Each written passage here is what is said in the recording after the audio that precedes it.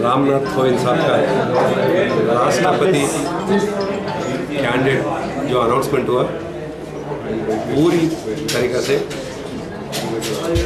TRS party NDA जो candidate को लगाए उसको सपोर्ट कर रही है।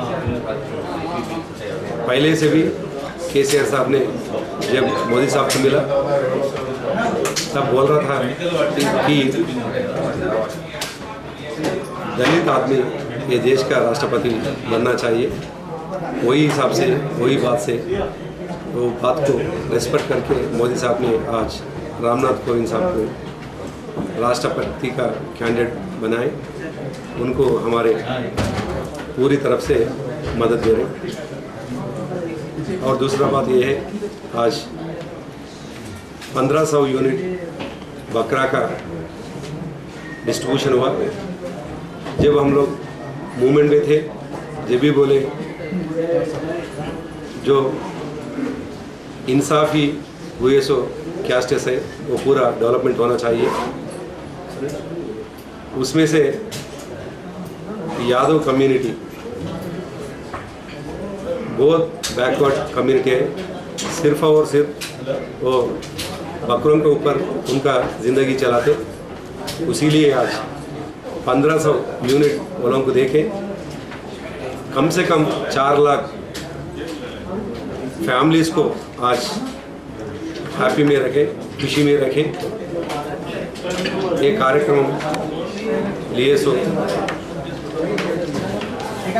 सीएम साहब को टीआरएस पार्टी एलपी के तरफ से पूरी तरफ उनको धन्यवाद देते हैं।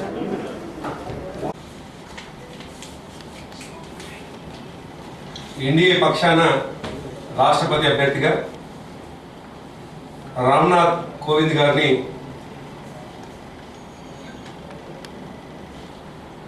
అనౌన్స్ చేయడం అనేటువంటిది టీఆర్ఎస్ పార్టీ శాసనసభ పక్షాన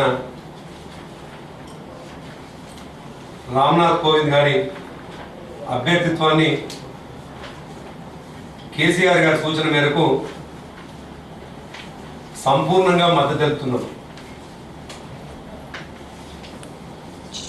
గతంలో అనేక సందర్భాల్లో మోదీ గారిని ఈ రాష్ట్ర ప్రయోజనాలకు సంబంధించినటువంటి విషయంలో కలిసినప్పుడు రాష్ట్రపతికి సంబంధించినటువంటి ప్రస్తావన వచ్చినప్పుడు కేసీఆర్ గారు సూచించిన మేరకు కేసీఆర్ గారు చెప్పిన మేరకు ఒక దళిత వ్యక్తే ఈ దేశానికి రాష్ట్రపతిగా ఉండాలని చెప్పేసి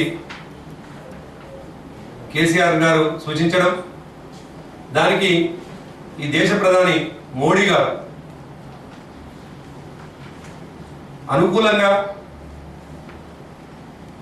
మాట్లాడడం, ఎన్డీఏ భాగస్వామ్య పక్షాలన్నీ కూడా రామ్నాథ్ కోవింద్ గారిని అభ్యర్థిత్వాన్ని బలపరచడం అనేటువంటిది తప్పకుండా ఈ దళిత జాతికి గౌరవమైనటువంటి విషయం.